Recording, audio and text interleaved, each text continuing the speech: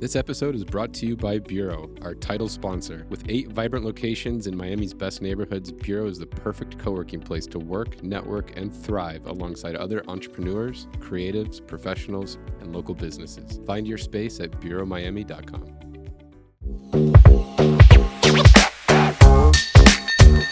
Cool. Well, we're rolling. We're here. Yeah. We're here with David the Moose Adler. Is that right? That is right. Thank you for having me. The Moose, huh? The Moose. Where's the moose come You've done from? your homework. We got introduced through Patrick Murphy, and That's right. You guys were footballers together. You guys played football together. We did. We met in the 7th grade, played football all through middle school and high school, and didn't happen right away, but I think it was in the 9th grade I became the Moose, and even now at 43, still called the Moose by lots of people. That's incredible. That's awesome. So, what position were you playing? I was fullback, and Patrick was the quarterback. So Is that right? we You guys played through what grade together? 7th grade through all of high school. Okay. Well, before we get started, we need to do a cheers, dude. Yeah. Let's get. We're this getting ahead of put- ourselves yeah, here. We really are. Cheers. You can sit there. Cheers. Cheers. Thanks thanks for for having having me. He wisely chose tequila for drink of the day today. Yeah. I love when they get it right. I know. Yeah. It's great. We Thursday afternoon here with David, so we're getting the happy hour started a little earlier here. Well, I heard it was your shtick, and you did reach out and asked, and glad we did get together. Yeah, awesome. So, David, your family has been in Miami for quite some time. Tell us a little bit about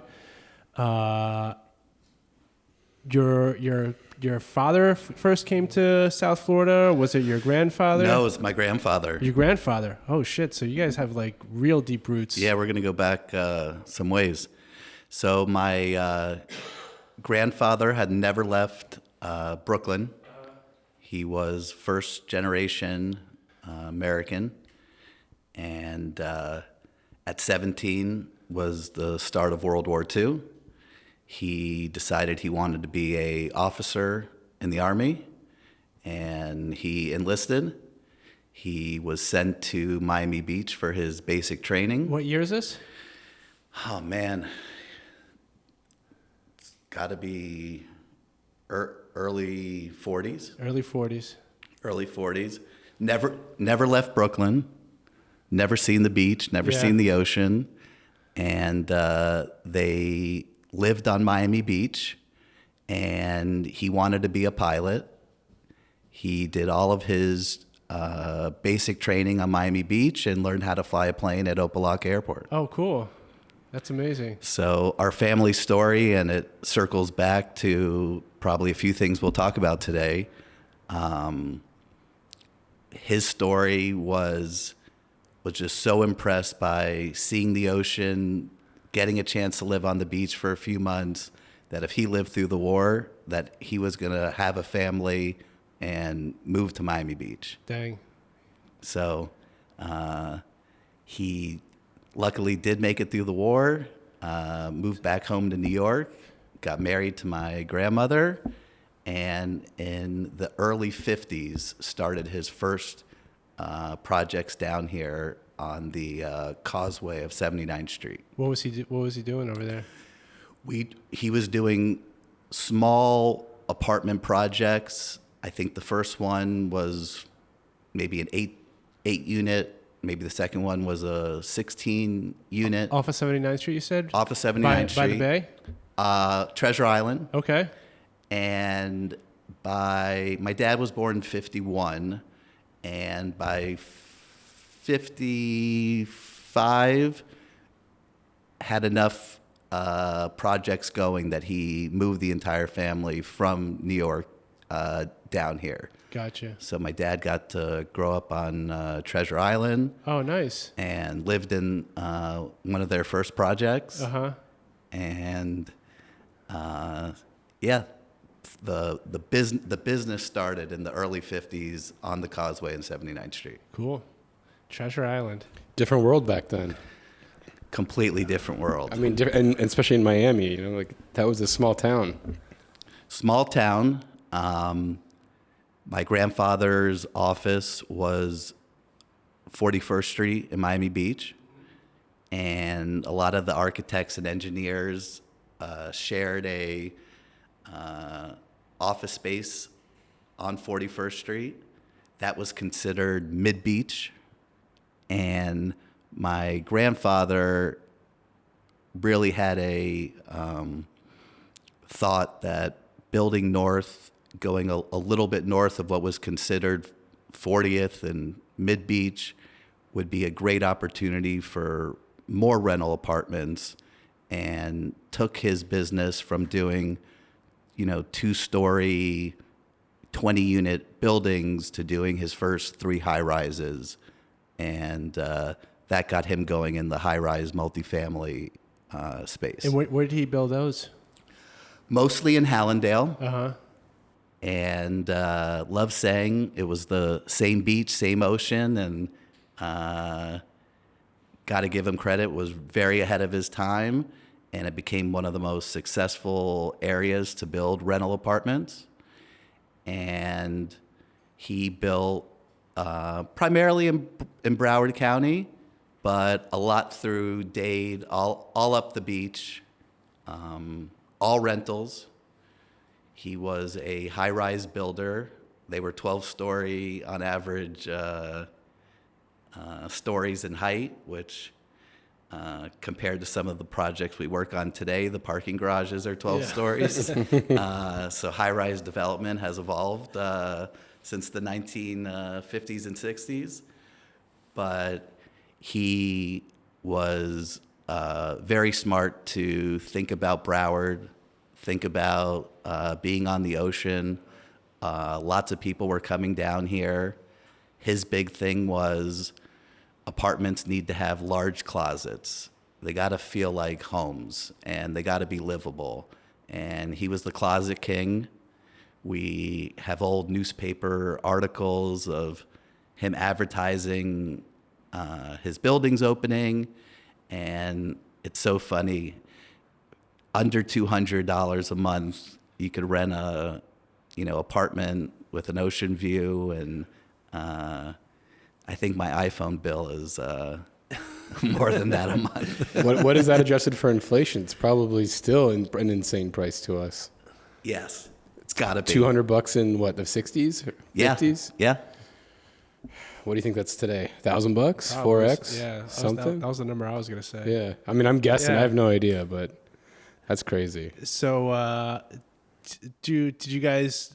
So your grandfather's building these apartments, all rentals. Do you guys ever sell any of these? Do you guys tend to hold on to them? So, great question. My grandfather built up a very sizable portfolio. He was between, I think, 5,000 and 6,000 units, and he sold them in one transaction to one group. And at the time, it was one of the largest transactions in Florida when he did that. And after that, transitioned more into a few other industries and started to do some other stuff. But so we did have that sale then. What year was that sale? That was early 80s. Okay, so he built that portfolio over 25 years? Mm-hmm. Wow. Starting in his early 50s. Yeah. By the time he got down here. Yeah. And was he a GC too, or like what? How did he build such a big portfolio? Coming from, what was he? You said he was a pilot in World War II. Yeah, pilot and GC is a big theme in our family. My dad. By the way, what did he fly? What did he fly in World War II? DC-3. Okay, big plane. Yeah. That's cool. And my dad became a pilot and also a general contractor, and I'm a pilot, and I also am a general contractor. So What are we flying today?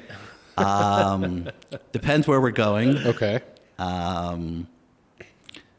We What do you like to fly? we use a Pilatus PC-12. Mm-hmm. And Beautiful plane.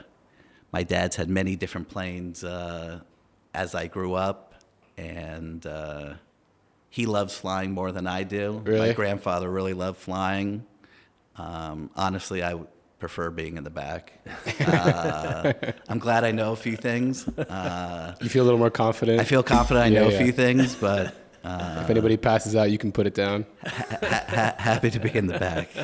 What's the stat? There's like some stat like 80% of men believe they can land a plane if the pilot passes out. I have my license and I know a lot, and I don't know if I could. No? No. Going from a smaller plane and actually knowing how to slow the plane down properly. Yeah, And, without stalling it. that it's tougher than people think. Yeah. Yeah. One of my best friends is a pilot. He flies Gulfstreams for like a NetJets type company. So, and he had his license before we had driver's license. I grew up in rural Minnesota, so we were 14, messing around in Cessnas, doing zero gravity dives from forever. So I can relate. I started doing my pilot's license when I was probably 16, 17, and my first solo. You do a solo flight, many solo flights before you actually get your license. That's got to be scary. It was. My dad followed me in a helicopter. Oh, cool. Added pressure. Yeah. But airplanes, being a pilot and being a contractor and ultimately a developer is a common theme in our family for 3 generations. Is your son going to get his pilot's license? I don't know. I hope so. I have 2 daughters as well, and it's a great education. You learn all sorts of skill sets, reading maps, weather, communication, and even if that's not something you pursue, it's great life skills. Totally. And even just, handling complex issues under pressure. Like, you got to keep a level head in some sticky situations sometimes. Definitely been puckered up in some airplanes. That's really cool. So he built such a big portfolio. Do you think being vertically integrated was a big reason for that? Like, because it was very helpful. Early on, the licensing was different than it is today. It was done by county. The first time they offered a full state contracting license, my grandfather was part of that first class. That time there was union construction, and especially for vertical construction, you had the labor union, you had the carpenter union. So it was a very different world than I ever experienced. My dad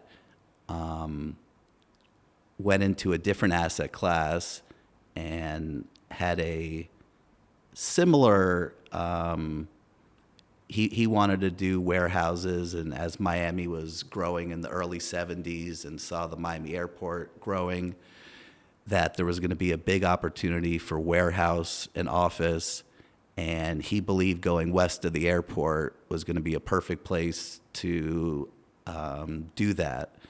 And a combination of the highways didn't really go out there. It kind of ended at the Palmetto. It was the end of as far as you could go west. That's something he strongly believed in. And similar to how my grandfather went to Hallandale, my dad bought, I think it was roughly like 400 acres west of the Miami airport and developed what was Miami International Commerce Center. It became 4 million square feet of office and warehouse, but predominantly warehouse. My dad's headquarters was out there most of my life growing up, so spent a lot of time in that area and at the company office. And I think I went to your office. When did you guys move your office from there? So we were there for at least 25 years. Then we moved even more west to 107th Avenue. I think that's the office I went to one time. And we were there for probably 15, 20 years. So yeah, we've been a part of the whole Airport West. And what type of warehouses? So your dad, your grandfather sells the portfolio of apartments in the mid '80s. When does your dad start building warehouses? He started just before that. My grandfather was very helpful with getting my dad started, but a combination of some nepotism that he had with his older partners made my dad start his own business, which became the family business, which is the Adler Group. And he started building his first warehouses in the late 70s, but got the opportunity to work on some of my grandfather's projects, being a union laborer and then eventually a union carpenter. So didn't work directly for his father, but got to work on the projects, helping build them. But he built it because my grandfather was a union contractor, and that was very common at that time. That's how my dad got to cut his teeth in the construction world and get to work on his father's projects. That's pretty cool. Ben, you know what they say in real estate, if people don't know you, they're not doing business with you. Exactly. That's why the Built World podcast works with top of mind public relations, because being a best kept secret sure doesn't pay the bills. Paula Uspa Abbott, the brains behind Top of Mind PR, is a former real estate journalist, so she knows exactly what makes the media pay attention. And let's be real, getting in the press isn't just about bragging rights. It's about building credibility, landing deals, and making sure the right people know your name. Whether it's top-tier media coverage, killer storytelling, or just making sure you're the one people think of first, Top of Mind PR has you covered. Want to stand out? Hit up topofmind-pr.com or email info@topofmind-pr.com. Because in real estate, if you're not visible, you're invisible. What happened to all the union stuff? Because that doesn't really exist anymore. So you guys should have my dad on this. He's got great stories. I feel like that generation's got better stories than ours. He went against the union. He was one of the first to do it. It wasn't, I think, so much that he was against the union, but when you're doing single-story warehouse or 2-3-story office, was a very different product than vertical residential, and it made the numbers very tight. It was almost impossible to financially make a deal work using union labor. My dad became a general contractor just like his father and knew he could do it himself. He's got stories of showing up to the job site and the union had heavy equipment blocking the entrance and concrete trucks couldn't deliver the next day and equipment was blown up, and really scared my grandfather that my dad was, screwing around. So your dad was a general contractor. Was he hiring non-labor? Yeah, he went non-union. He was one of the first to do it down here. And it wasn't like you didn't have to hire a union, but it's just really hard not to? Like what? Okay. Yeah, I think it was very hard not to. And the union made it hard not to. It sounds like a Sopranos episode. But if you want to get your warehouse built. But I do, and from stories and memories that I have, it had more to do with, you can imagine, and I know you guys know a warehouse, putting up a warehouse versus putting up a high-rise residential is just a different level of construction, and, you could use smaller subs, and it just wasn't economical to have a union builder.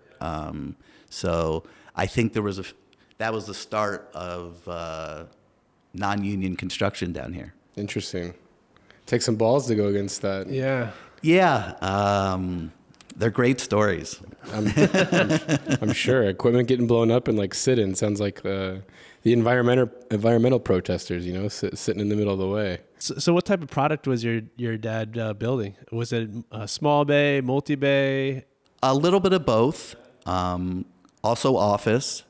He really liked the corporate park structure. His first one was the Airport West with the MICC. He eventually went and did one in Boca called the Boca Commerce Center, and did a few others, and really gravitated towards just airport development. And because of his passion and my grandfather's passion for airports, flying, how much time we all spend at Opa-locka for different reasons, which is kind of full circle. My dad in the early 90s owned one of the FBOs at Opa-locka Airport. So as a young kid, 10, 12 years old, going to the airport with my dad on the weekends and helping pull out planes in the hangar. And how cool. Very cool. Learned a lot. You can land some pretty big planes at Opa-locka. Oh yeah, right. Like it's a private. Well, it's not a private airport. It's a county airport, but there's a lot of cargo that goes through there, right? Yes. One of the interesting things that I remember growing up, because it was when my dad did have the FBO Hangar 1. It was right before Hurricane Andrew, and when Hurricane Andrew hit so hard, they took it over, and it basically turned to like an army base. And they didn't want the FBOs weren't operating anyway, other than needing their fuel. But it was a complete takeover to help rebuild Dade County. Yeah. And a lot of it was staged out of Opa-locka Airport. Incredible. So you got to fly some big planes in there. Yeah. Amazing. C-130s probably landed in there. I would think so. Yeah, they could probably do that. Ben, you and I are all about PropTech, and if there's one tool we absolutely cannot live without for our commercial real estate brokerage business, it's Visda. Absolutely. Visda is incredible. We use it every single day, and we're always wondering, how do they do this? Every evening we get an email from them with real-time closed transactions. No more waiting around for months for the property appraiser to finally update. Yeah, whether you're doing industrial, retail, office, land deals, they have every closed transaction. And it's not just the speed, Ben. The details are on point. Seller and buyer info, contact details, phone numbers, emails, everything is accurate. It's hands down our top prospecting tool to farm for warehouse deals in Hialeah. Visda keeps us one step ahead always. It's also the best way to search for comps when putting together opinions of values for clients. Head on over to Visda.com and use code BuiltWorld and get 30 days free access today. VIZZDA.com. So when you entered the picture, I mean, was your dad still building? I mean, he was building industrial when you were younger. Did you feel like you knew exactly what you were going to do when you were a kid? You know, like the whole time you're going to go into real estate, or did you? What was it like growing up in that? You know, I really think I made my own decisions, but I think hearing about it and seeing it and looking up to my grandfather and father and other members of the family, just always wanted to be like them, and thought they had worked on cool things and were always doing interesting stuff and going to interesting places. And I was like, yeah, I want to do that when I'm older. And it was like a natural pull. It wasn't. You didn't feel pushed into it or anything. No, because I feel like a lot of times in those multi-generational businesses, the kids almost feel like they have no other option. My dad is very unique. He encouraged all of us to explore whatever our interests were, what our passions were. He didn't push it. He talked about it all the time, and I think the talking about it did have an influence. But no, we were given the opportunity to explore whatever our interests were, and would have been supported by mom and dad. And it's the only thing I ever really did. So I definitely wanted to do it and started at a young age. Where did you grow up in Miami? I grew up south, not far from Killian High School. Okay. Is that where you went to high school? I went to high school at Palmer, Palmer Trinity, and that's where Patrick and I met in the 7th grade. So we go way back. And I think that part of Miami was actually considered horse country when we bought the land. I had 2 horses that we lived with for a few years on the property. Today you would call it, I think, Kendall, but I think at one point it was horse country. What were you into as a kid? Were you horseback riding, or what were you? What was growing up out there like? We had a great property, and it was such a different world. We had go-karts and lots of cool toys and just space and running around the neighborhood. Biking around the neighborhood. Biking to the falls. Yeah. My brother and I go into Samurai. What's Samurai? Samurai is the hibachi. Oh, okay. Nice. But 10-year-olds and 12-year-olds don't drive or don't take their bike, 20, 40 blocks and go to lunch, and just a different world. Totally. So it was a cool time to be in Miami. Were you an entrepreneur as a kid? Like, what was your first job? Did you work any jobs when you were younger? A little bit. Didn't really hit till college. And what were you good at when you were younger in high school? What subjects were you good at? So definitely math. Everything else was a struggle. Was not a great student. Not a great student. Were you like a C- student like Ben, or like a I had great A- student like myself? It was the start of my negotiating skills. I was good at figuring out how to somehow get them up at the end. Yeah. But schooling when I was younger was challenging. What about it was tough for you? Was it just you didn't feel like you were learning? Was it being stuck inside all day? Like, what about it do you think made it tough? Part of it, attention. I am dyslexic. I think dyslexia, especially the more they learn about it, is a great asset and skill to have. But before technology and going back 30, 35 years was a challenge. Not that it isn't a challenge for children today, but a lot of technology and tools we have today have made it much easier for children who are dyslexic and dealing with some of those things. I mean, I always find it interesting because I think most people that I know hated school, especially boys. No one can sit still, and you don't really feel like you're necessarily always learning something new, so you're just like stuck. And it's always interesting to hear other people's similar struggles, because it's so tough to have someone sit there and talk at you for 8 hours a day. It's like, we want to learn, we want to go do things. So got better through college, because once it got to more real world things and learning things and skill sets that I knew were gonna could make money, like that could get your right. That I was focused on. Real shit. Yeah. Yeah. Not just the theory. And where'd you go to college? So I went to University of Florida and FIU, but I'm a proud Hurricane. Oh, is that right? I'm a proud Hurricane. Just growing up in Miami? Yeah, growing up in the 80s in Miami, my dad took the family to all the big games in the Orange Bowl, even flew us out to the big national championship games. And so in a matchup, UF versus Miami, you're going Canes? I'm going Canes. Dang, dude. I'm a big, if they're going against someone else, I'm a big fan, but not against the Canes. Not on that matchup. Yeah. So you went to UF. You were there for a couple of years, then you went to FIU. How did that work out? Yes, went to UF first.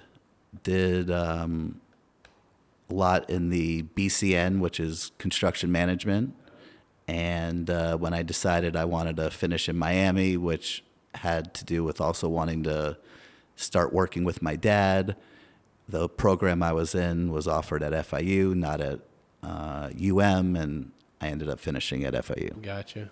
Some of you might know that I'm in the middle of building a Live Local project right now, and finding an internet provider was way more annoying than it should have been. Endless acronyms, pricing all over the place, and me chasing these guys for proposals. Then luckily, I came across Celerity Fiber, South Florida's boutique internet provider for new developments and multifamily communities. Working with them feels like working with a company your friend owns. They actually answer calls and texts, send quotes fast, and are genuinely great to work with. Celerity designs and installs fiber internet built for modern living. Fast, reliable, and ready from day one. From luxury high-rises to affordable communities, they deliver high-speed, scalable internet with white glove service and local support. The kind big internet service providers just can't match. So if you want to future-proof your property and keep your residents happy, check out celerityfiber.com. That's spelled C-E-L-E-R-I-T-Y, fiber.com, and let them know the Built World sent you. Celerity Fiber, powering connections, elevating experiences. So you graduate. What was your first move after college? You roll up your sleeves and start working with your dad, right? Yeah. Before graduating, I did finish my pilot's license and I did become a general contractor. So not that there's any specific order one has to do that in, but mine was a little unique in that order. So and it was very time consuming. So it took a while to get the pilot's license, took a while to get general contracting license, and you're required to have 3 years outside on certain level of projects. So it was a big time commitment, and got a lot of that experience building my dad's projects. The warehouses. Warehouses, office buildings, retail. I wasn't part of it, but my dad in the early 80s did 1221 Brickell, which is a office building on 12th Street. And even though it was built in the early 80s, is a all glass. I've seen it. It's actually kind of nice. Lit up at night, and definitely ahead of his time with architecture. And some buildings you look at and you know they're 40, 50 years old.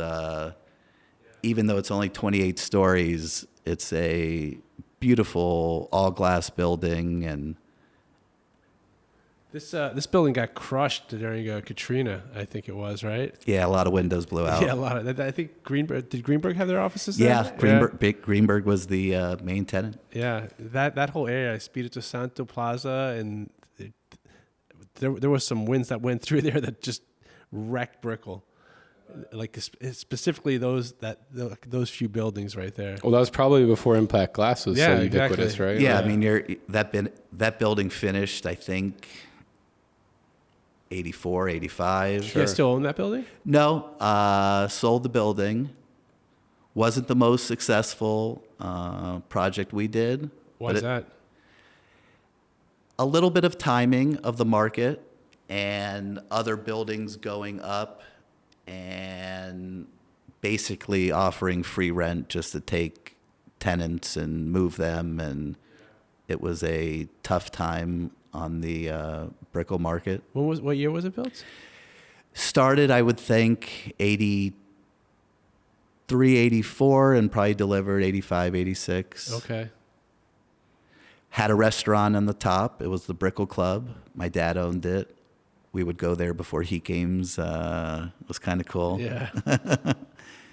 And it was just one of the prettiest projects that my dad got to do that I remember growing up. But you weren't involved in that project. No. You were much younger at that point. Yeah, I was much younger at that point. Okay. And okay, so you come back from college, and what do you start doing then? You start helping your dad? Started helping my dad. We were vertically integrated at the time, in-house construction, and a combination of just knowing how to do it, real-world experience, and the requirement for licensing. Spent as much possible just learning the different product types, and trying to get my license so I could qualify our construction division was my first goal. What do you mean by qualify your construction division?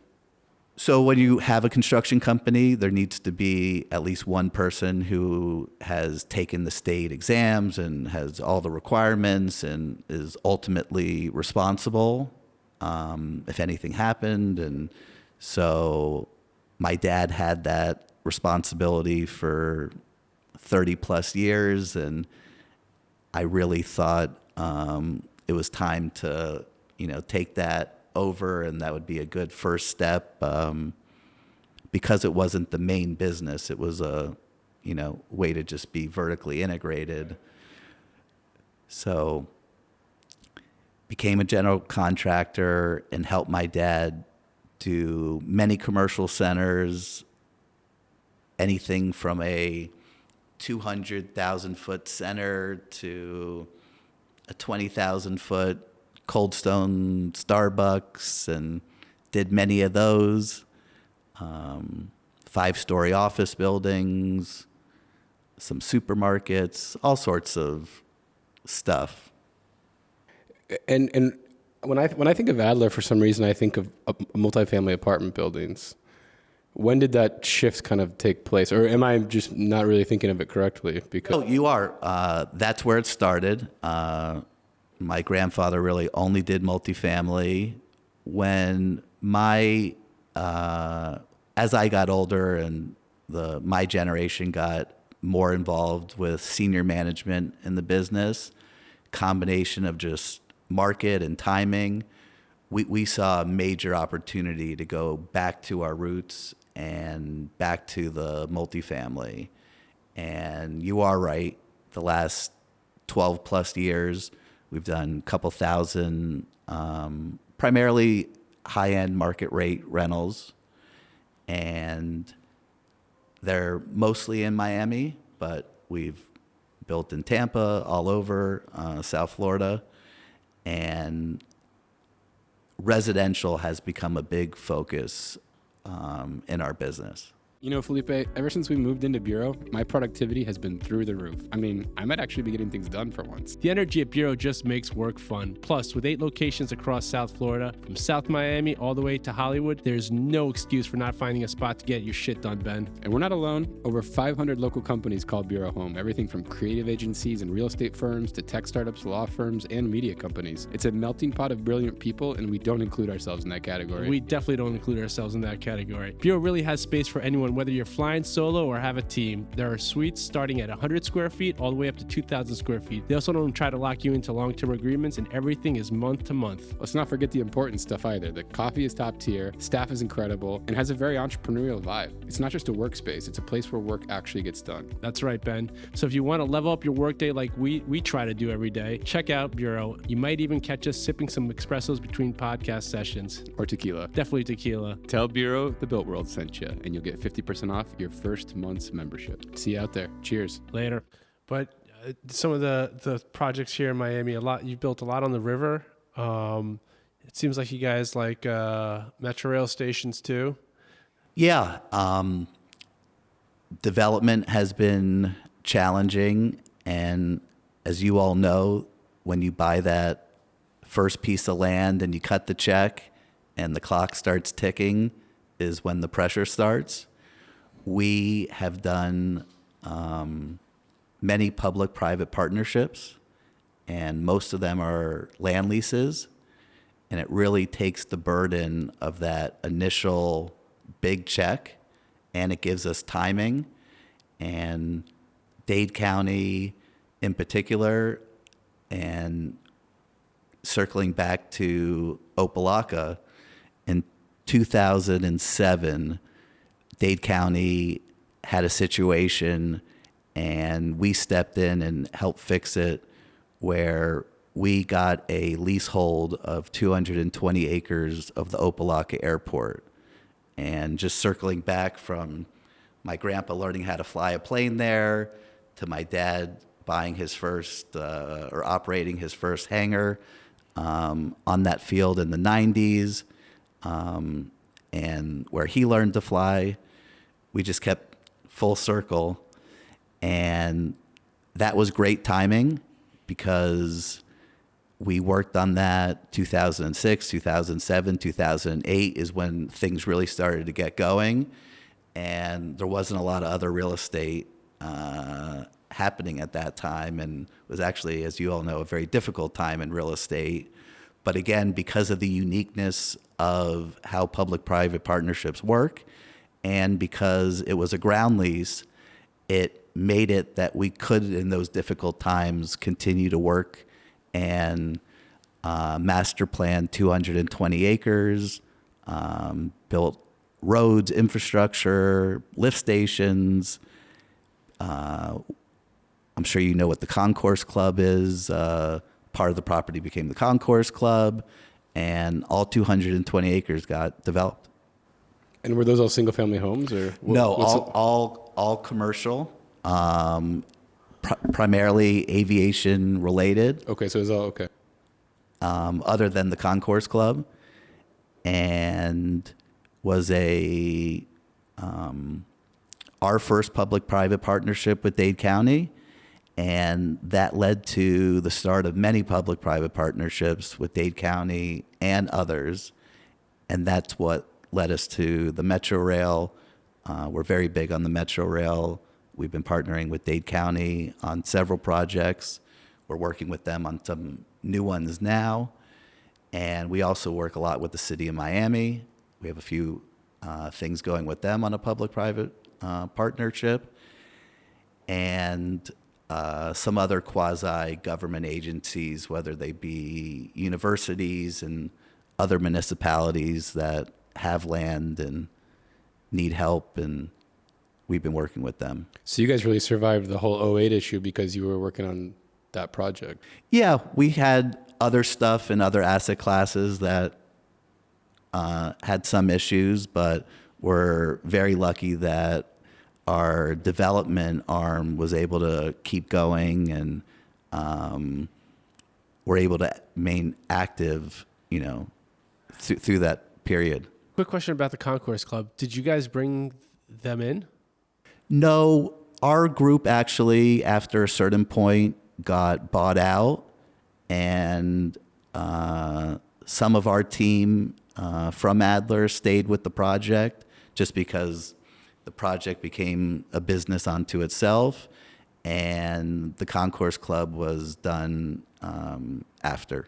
And so all that developed was like hangars and stuff? Is that when you say commercial space, avionic based, it was all like hangars and other FBOs and things like that? Fuel farms. It seems like a very specialized niche in knowing how to program that, plan it. That's totally different than anything else. I wish we owned it today. It's amazing, especially since COVID, how not only the Opelika Airport, but all the surrounding airports and the FBOs that were built are doing so well. With all the migration of people we've had down here, it was so smart with the timing, and they just continue to build more of them because we have more private aviation just continuing to come to Miami. And we're not building any more airports. No more airports. Yeah. And how does that work on a private partnership, something like that? Is that like a 99-year ground lease, or? Yes. We have a very unique project with the city of Miami. And when a city of Miami sells waterfront property, it needs a voter referendum, so it's approved by the people. One of our public-private partnerships, which is a ground lease, we knew because of the location, it was going to be a condo site, and you can't do a condo on a lease, or lots of challenges. So we were able to have a purchase option, went through a referendum with the city of Miami, got a very strong support from the community, and in the next few years there'll be 2 condos going up there. How do you win? Like, what in your eyes? What's the key to winning those? Because I think everyone hears public-private partnerships and they kind of groan and roll their eyes because dealing with the city or the county is never easy. And then you probably have to go to an RFP, I would assume. It's a lot of work, and it does take a lot of time, and you definitely need a lot of patience and have to understand that things are going to really change, and be willing to accept that it's going to change. But if you know that the project is real, because you got to do your own due diligence like any other deal. If the group putting out the RFP is really committed to making it happen, it's a great structure that really helps the developer with their economics and ultimate financing. And we work with whether it be county or city, whether it's the number of workforce housing and, community benefits that we can give from our side. And that's where it's really the two sides working together to add something to the community where wouldn't otherwise have. And it's tough to get in the door because on a lot of them, they want you to have experience. And if you've never done one, how do you have experience and how do you do the first one? But having done multiple ones, it's a great model. It can be frustrating at times, but it has been well worth it. And how do you maintain a competitive edge when it's opened up to an RFP and you have other giant companies bidding on the same project? We like the competitive nature of it. Sometimes there are ways to submit unsolicited proposals, and there are ways to do it a different way. We like, even if we end up not being successful, going the competitive route. When you don't go the competitive route, you subject yourself to potential lawsuits and other things that could delay the project. You like winning fair and square. We like winning fair and square. I'm get the benefit of being a third generation and having my family, my grandfather, my dad in the community. And I think your name means more than anything, and you just reputation, and you can have one for 50, 60 years, but you can lose it real quick. What's up, Builties? We're interrupting the podcast because we want to make some money together with you guys. We have a lease coming up that we're representing the landlord on. It's in East Hialeah. This thing is sweet, Ben. It's a really sick warehouse. I mean, probably one of the nicest warehouses we've ever. It is the nicest warehouse we've ever been in. Probably been the nicest warehouse we've ever been in. This thing's got 25,000 square feet of total space, 5,000 feet on 2 floors of Class A office. I mean, Class A-ish, industrial. Dude, no, this is sick. This is a sick office. It is a sick office. It's the sickest office I've seen in industrial space. Yeah. Marble floors, really nice bathrooms. These guys built it out for themselves, but aren't ready to occupy this space yet, so they hired us to find a short-term tenant looking for a 3-year lease term on this thing. $18 a foot modified gross. The 20,000 square feet of the industrial space has 19-foot clear ceiling heights, and everything's brand new. Brand new LED lighting. Everything's clean. 2,400 amps of power, 3-phase, more than you could ever use. It's a beast. Fully air conditioned too. Fully AC. Yeah. Yep. So they're looking for a short-term lease. They're super reasonable. If you got a tenant, reach out to us. Cheers. So in your timeline, you took over the GC side of things. When did you start transitioning over to doing other things in the company? So as I was saying, as my generation got more involved with senior management in our own family business, saw the opportunity that there just wasn't being enough rental apartments being built. When was that, more or less? That was 2014? Yeah. 2014, maybe a hair earlier. And we actually took over what was going to be a condo project. There was a lot of work into it. Developer had stopped and given the project back to the bank. and we just looked at it a different way, and we're like, we love the bones of this, and there's a lot of approvals, and all the entitlement work was done, and you could just quickly break ground. And we saw it as a rental, not as a condo, and that was very successful. From there, we did one in Midtown, and Which one in Midtown? it's called Midtown 29. Yeah, sure. Right by Enriqueta. Yeah. Oh, by the way, let me ask you about Enriqueta, because those guys were like complete holdouts, right? Like, I mean, you look at it, it's like, what the fuck did these guys do? Like, why didn't they just sell to these guys? Because like, it's like that the value of that land. I don't think they're ever gonna get what you guys. No, now probably they're offered toast. them. Yeah, now they're toast. It's so small you physically can't build anything on it. Right. With parking requirements. What is that? Is that like a 7 or 10,000 square foot lot or something like that? Yeah, I would think it's closer to 7. Yeah. We really wanted it because it rounded off the corner. Totally. Yeah. It would have made it prettier. We were willing to let them. What did you guys offer them?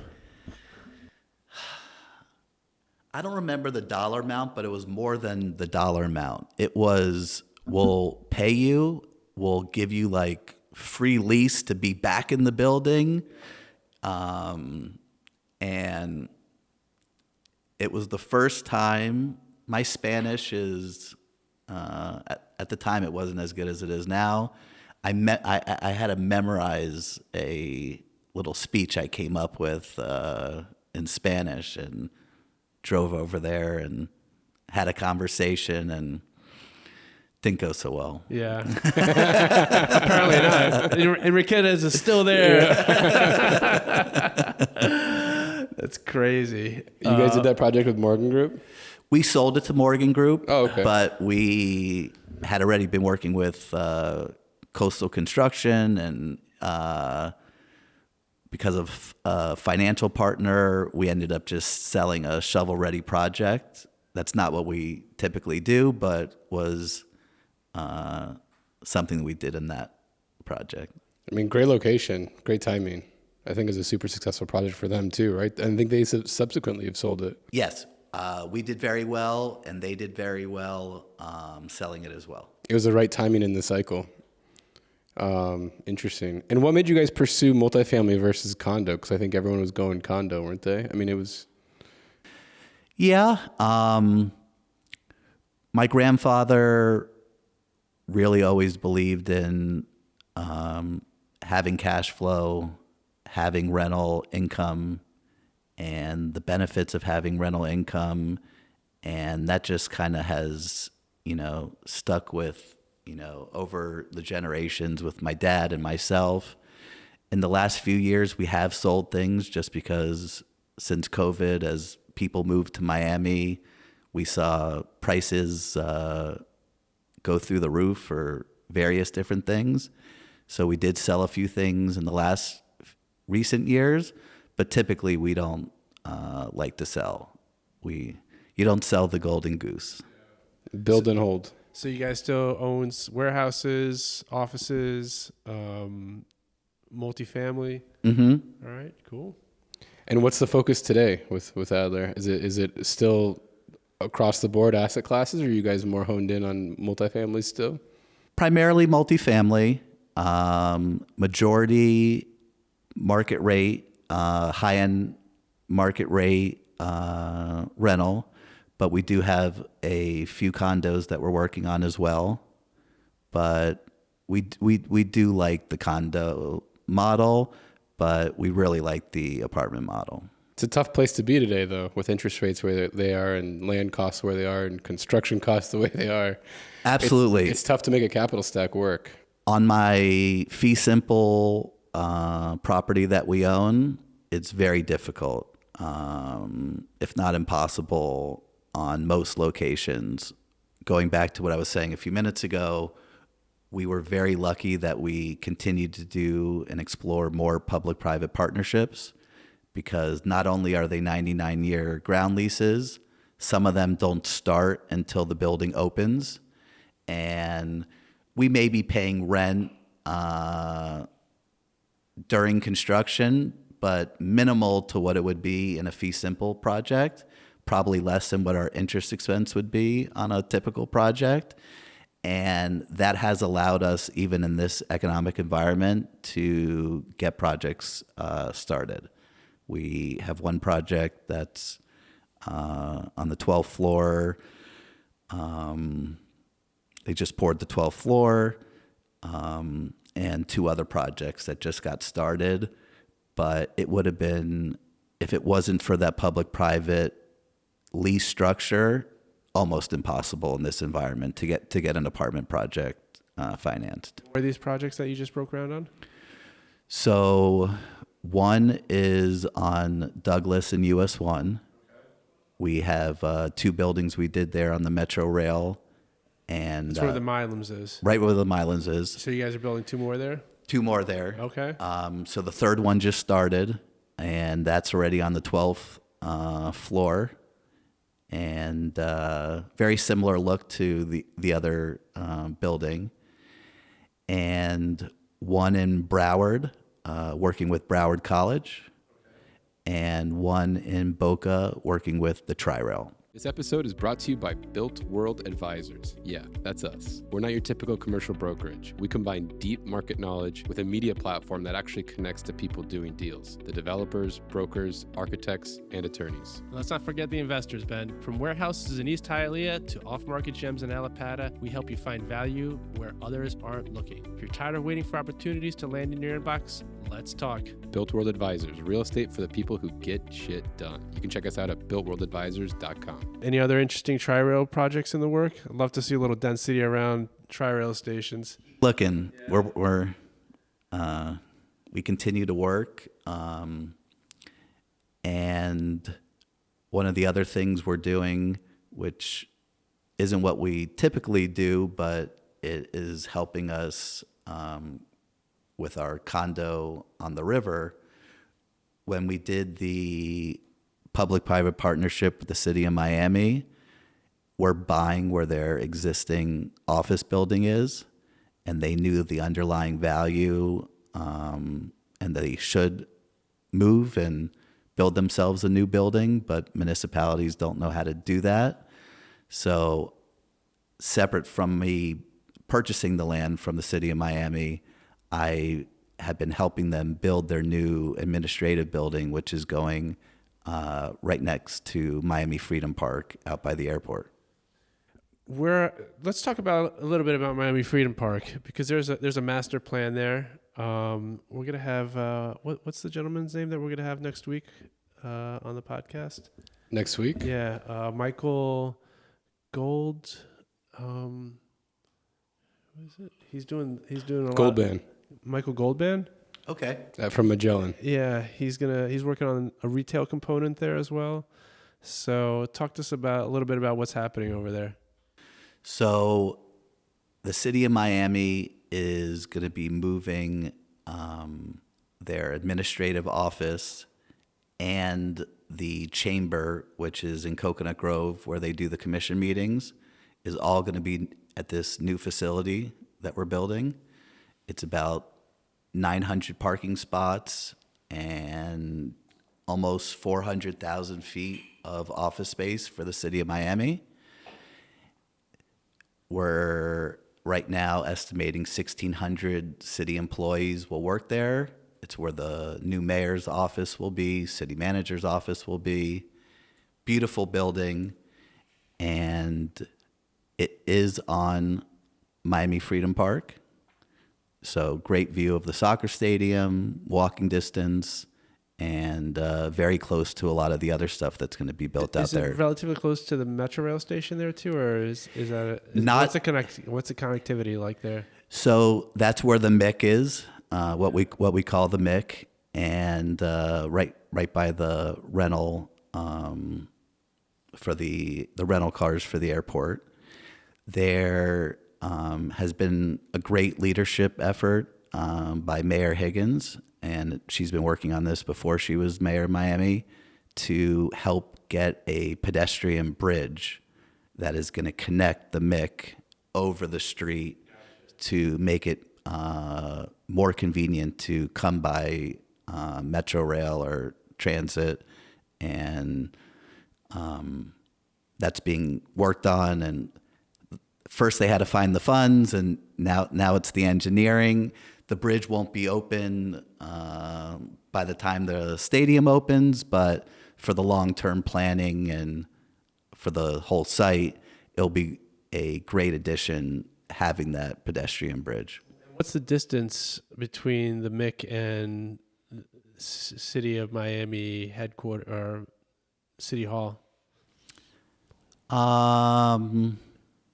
Is it an actual walkable distance? It's walkable. Oh yeah? Yeah, Okay, interesting. That's cool. it's walkable. Yeah. Yeah. And what are they going to do with the old City Hall office? Is it going back to a Pan Am float plane airport? Because that'd be legendary. So that property, combination of where it is and historic, I think they're going to find a way to repurpose it for their own use.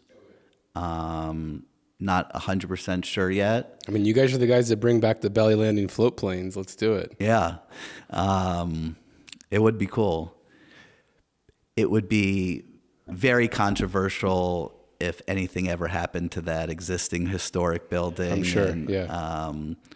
But as soon as they move out of the current building where their admin office is, we're going to be taking that building down, and that's where we're designing 2 more condos on the river. Are you blowing it up, or do we have to pull it down slow? It's a little bit of both, Okay. but there's a good amount of blowing up. I want to see some blowing I up. want to go to the blow up party. All right. Is there going to be a blow up party? Put me on the short list, There's please. definitely going to be a mayor hitting a button and it blowing up. Yeah. You get the old school plunger like the cartoon.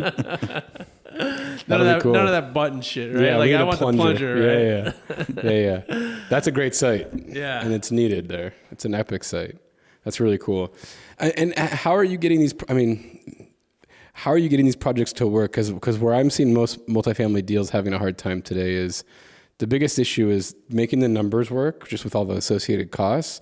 But I think even more than making the numbers quote unquote work, it's like the LPs have such unrealistic expectations on yields. And their argument is, well, I can go have a risk-free return over here. Why am I going to do this? If you have in-house money, maybe you don't care so much. You can actually still execute and keep the engine going. I mean, how do you guys thread that needle? Are you experiencing the same things, or? Yeah. I see so many deals where if the land was free, it's hard to make numbers work. So that is a challenge unto itself.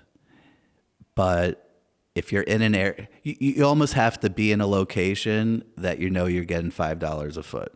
If you're getting $5 a foot, you can afford cost of insurance, cost of construction, and keep up with it.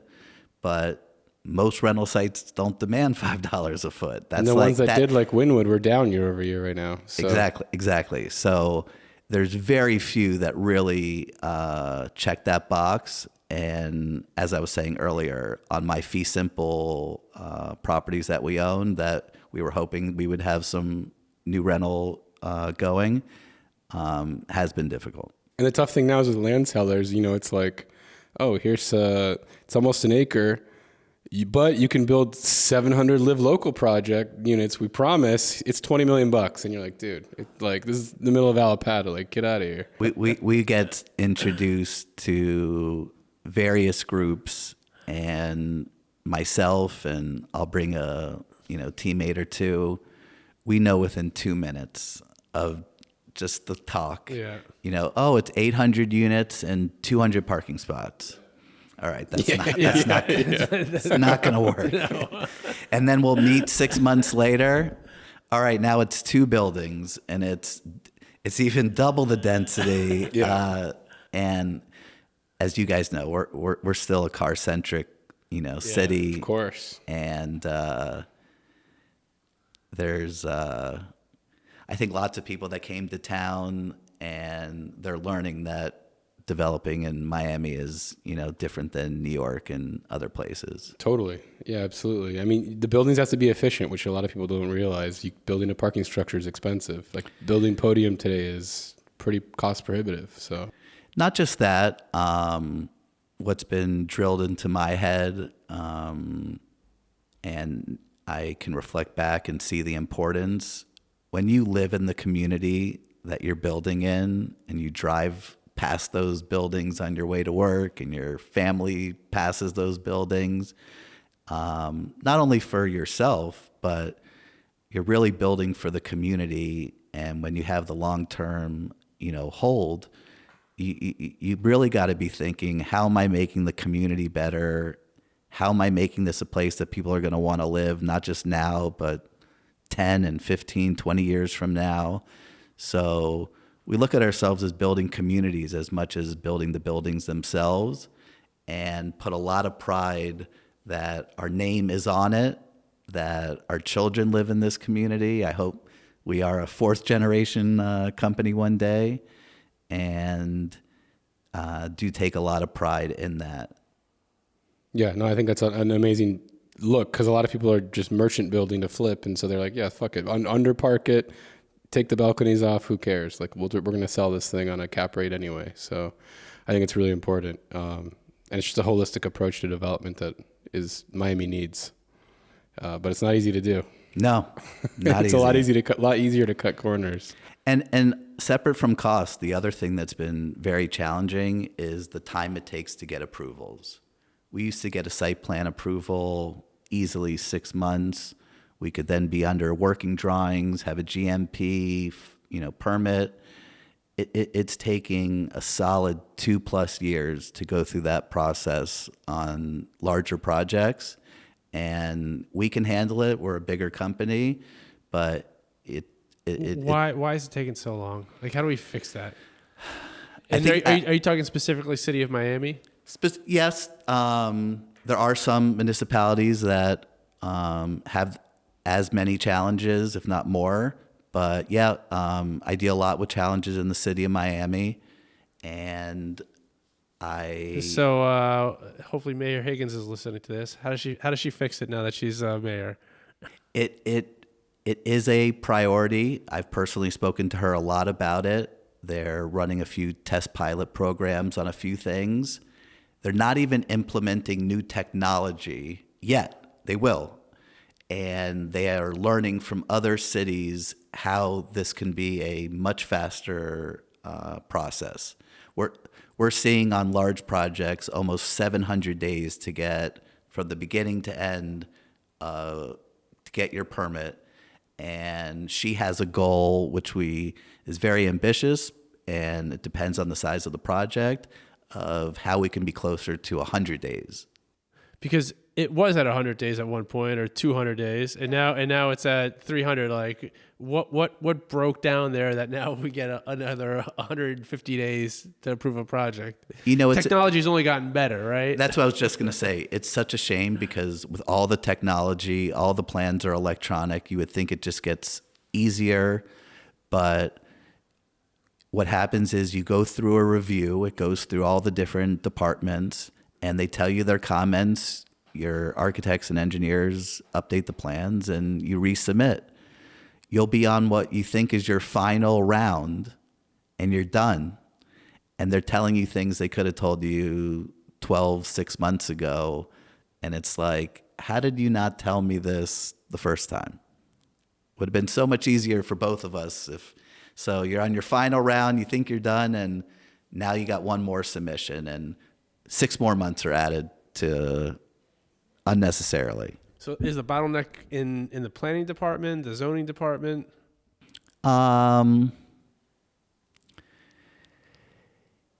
It's the overall just system.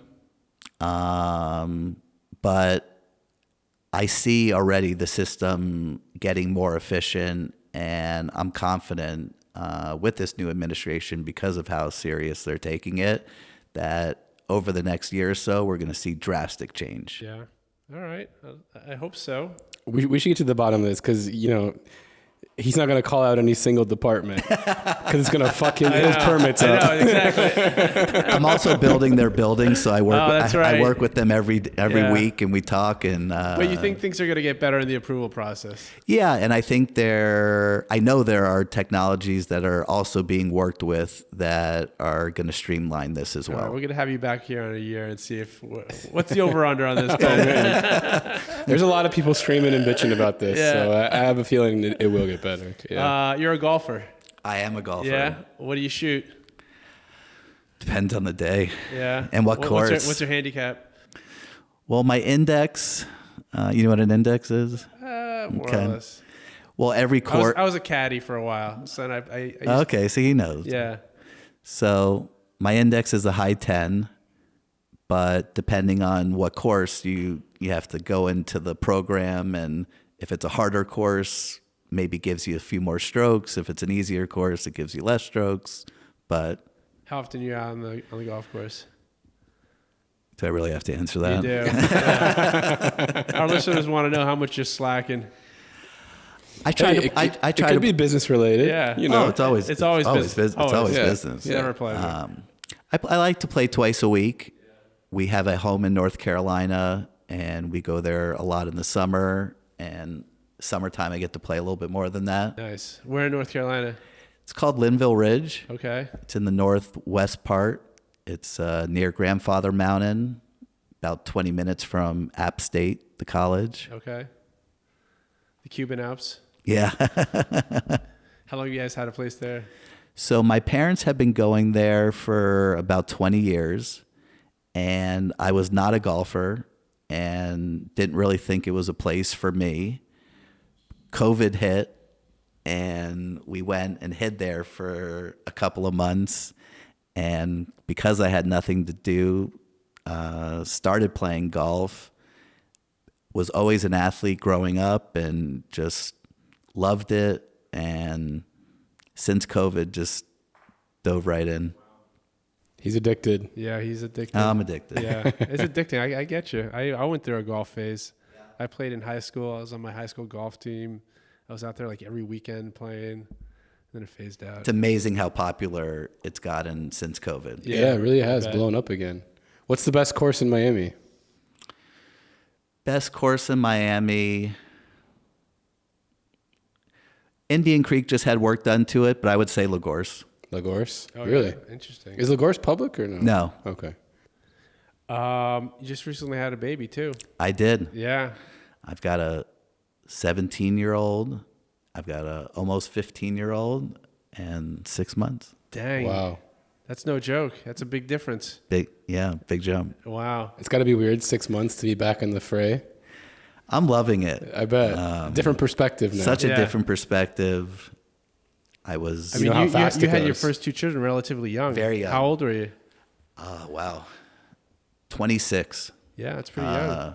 I mean, it's young now. Yeah. Now. But I feel like relatively, Yeah. that's like when my parents had. Yeah, Yeah, compared exactly. to our parents, Yeah. it was normal. Yeah. My friends are just getting married and having kids now. Yeah. It's amazing. So my youngest is going to grow up with a lot of my friends' first babies. But yeah, I was 26, and it was before iPhones and all this technology we had. So really had to leave the house early in the morning, came home late, miss a lot of the little things. And it's great being this age and just getting to see the whole process. And being 40 and looking at what's going on, you can have a different appreciation for what's happening. I don't know what you're thinking about when you're 26. Survival mode. Yes, survival. Survival mode. Survival, exactly. I saw Biden sent you a letter congratulating you on your wedding. Yes. You guys have been deeply involved with Biden for a number of years, right? My whole life. Where did that come from? So, family's always been very involved in community. My grandfather believed a lot in community service. He was very active in our local Miami Jewish Federation, which is a social services organization that not does send money to Israel and groups, but helps all sorts of elderly and food banks and not just for Jewish families. Everyone in the community they service. And my grandfather very early on got involved with the Jewish Federation. In the early 70s, the Democratic National Convention was on Miami Beach. So there was a very famous senator, Scoop Jackson, and he organized what at the time was like the Miami leaders to like come together to let's meet who are the new incoming people running for Senate and Congress. And President Biden was one of them. It was his first race for his Senate seat. And I think Biden was 27 or 28. He was actually younger than the age you needed to be. So he had to be sworn in a few months late, which is a interesting story. But my dad got invited to this meeting with Scoop Jackson. My grandfather brought my dad. And because my dad and Biden were closer in age than my grandfather and Biden, they really made a friendship and stayed in touch. And Biden won his seat. My aunt, my dad's older sister, Karen, worked for the first administration for him. And that got my dad to just come visiting Washington and seeing him. And over the years, it just developed into a really close relationship. When Biden would come down here to Miami, your dad would take him over to the mutiny party with him. Is that what was happening? So we got a lot of cool stories. We're not mutiny stories. Yeah, but those are the stories we want. Fishing for the juice. Yeah, I want the juice but here. I have. This is in the '80s, right? So that's where the party was at. That's true. Biden and my dad were a little bit more straight edged, but he started staying at our house when he'd be in Miami. I got to pick him up at the airport a few times, and this was before he was Secret Service and had so much staff that he could be picked up by one of us and spend a few nights at the house. And every house my parents have owned, the president has come to, slept at. Oh, very cool. Wow, that's crazy. So kind of became Uncle Joe. Uncle Joe. Wow, what an experience. It's got to be an amazing experience to go and see. I saw you were at the White House a number of times and have some amazing experiences, not just with him, but with President Obama, Clinton, Vice President Gore. My dad got very involved in politics, but Biden was his closest. And when Biden became president, he asked my dad to be the U.S. ambassador to Belgium. So that was a shift not only for my dad, but when I became the CEO of our family business. wow. And so your dad became the ambassador to Belgium? Yeah. When Biden got elected, he asked my dad to do it, and my mom and dad moved to Belgium. Oh, shit. Living in Brussels. What year? 4 years ago. Oh, wow. Yeah, they just got back a year ago. How do they like Belgium? They loved it. Yeah? Great experience. I bet. What an adventure. That's Yeah. awesome. It was a great experience for both of them and the whole family, an extended family, getting to constantly visit and go over there. When he got there was unfortunately the beginning of the Ukraine-Russia war. Biden knew that my dad was not looking for a ceremonial post, that he's a roll your sleeves and go to work kind of guy. Didn't want a war to happen, but where EU and NATO, where they meet and is all there in Brussels and Belgium, it's kind of the Washington, D.C. of Europe, was a perfect post for him. And a lot of action, lots of visits by the president, Secretary of State, and a very cool experience for my dad and, as I said, the whole family. And your dad's in Miami now. Yeah, he got back a year ago. Typically, the political appointments right before the inauguration come back. So he's been back, I guess, just over a year. And but it was fun going over to visit over there. What a cool experience. Yeah, amazing. I mean, how old's your dad? I mean, that's a late in life experience that he probably never was like, I'm going to go live in another country, right, for 4 years. Yeah. He's mid-70s, but they loved it. And I think it went by quickly. I'm sure. I saw your son sitting in an old army Jeep with a machine gun on top. Is that yours?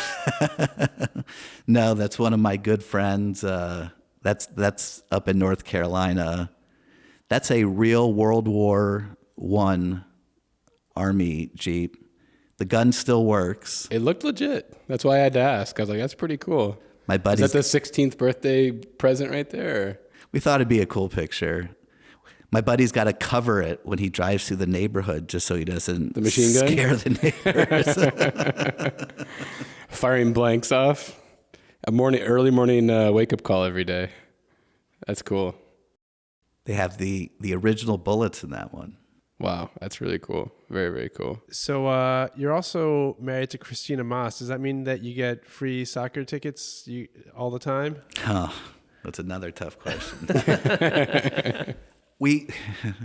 The business bought tickets. We like to support. You guys have season tickets? Yeah, we got season you do? tickets. Nice. Yeah, I love it. We're going to be there April 4th. That's the first home game. That's sweet. And yes, her family is doing the Inter Miami Stadium and own the team, and we've gotten to go to lots of exciting games and be in the owner's box, and that's so cool. Very cool experience. Are your older children, are they into soccer at all? Not so much the soccer itself, but because we get a very cool experience when we get to go, they find it very cool. I bet. That's sweet. So you guys have season tickets now? You guys have season tickets up there too? We didn't when it was in the Fort Lauderdale. We would kind of just go with family when we were able to, but now that it's in Miami and something we could go to more often, we got. Are they going to do concerts there as well, or other events, or? I imagine they would, right? Definitely other events. I haven't heard of a specific concert, but I have to imagine. I mean, that is a perfect size for 25,000 seats, and probably could be even more for a concert if you use the field. And I got to imagine that will eventually be used for concerts. And so, just going back to the master plan, there's office, there's going to be some residential there as well, there's going to be a retail component, hotel as well. So it's going to be like a little walkable urban downtown sort of. Absolutely. It's going to be a place that even when there's not games, you're going to want to go. It's going to be a place that when games are over, there's going to be places to go and hang out, and restaurants, bars. There's one of those new indoor putt-putt places going up there. So lots of cool retail. Cool. We're going to talk about retail next week. And when is that opening? Are they trying to do that for this season? Really? Yeah, I don't know when the retail opens. No, but the stadium. The stadium, April 4th is the first game. That's soon. It's soon. It did not look close to done when I went to the airport yesterday. I know. That's a month away. Yeah. Yeah. They say there's like 1,300 workers out there. That's almost amazing. Every day. There'll probably be a few things that aren't 100% finished, but it'll be enough to host the game. Yeah. Okay. Cool. The mad dash. If you don't put pressure on people to have like a date they got to be done by, it'll never get done. So. It's the Elon principle, right? Yeah. You got to set a date. Yeah. Overly aggressive timelines. So what's the future look like for Adler in your eyes? You guys going to continue doing public-private partnerships, multifamily development? Just stay the course. Stay the course. When I was younger, I would tell my dad, obviously before I understood the business, I want to build the most expensive, tallest building in town. And I love garden apartments. You love garden apartments from an IRR perspective, yes, I've gotten older.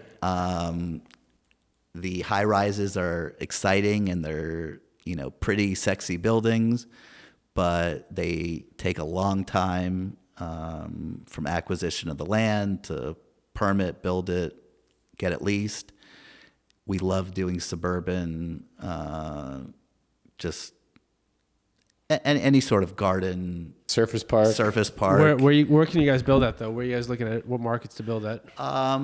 Different parts of Broward. Yeah. A little bit on the west coast of Florida, too. Yeah. We've had success with that product type on the West Coast. It's been easier to find land pricing that makes that model work. It's been difficult here, but there's a few of the public-private partnerships that will allow for some of these projects. So we're working with some smaller municipalities throughout Broward and Palm Beach County that have land, and whether they're consolidating from a few buildings into one and create land for us that we could build some, 4 or 5 story product, and it's a lot easier. You lease it faster, you build it faster. Really nice IRRs. Less expensive. Yeah, I don't care how sexy they look. Yeah. Yeah. Will you ever retire? I don't think so. I love that I get to still work with my dad. Will your dad ever retire? No. His generation, they don't know how to stop. They just have to be doing something. But I get to run the day-to-day, and whenever I run into something or just, need someone to bounce it off of, having to, call your dad, and probably has been in that situation or dealt with it before, just is a great sounding board. And is your dad still going to the office? He does, not every day, but he comes in a lot. He keeps an ambassador office as well. Oh, is that right? Yeah, he does. He doesn't want to be too on top of me, so he gives me some space. But no, we see each other probably 3, maybe 4 days a week, and talk 10 times a day. That's awesome. That's really cool. Very, very cool. Well, really pleasure getting to know you and hearing the story. I didn't realize how deep the roots in Miami were. No, me with either. The Adler family. So I knew a little bit, but I didn't know it went that deep. Totally. Very cool. Well, thank you, David. Yeah, thank you guys. That this was awesome, great. man. Yeah, appreciate it. Have a great evening. All right, thank you guys. Later. Cheers.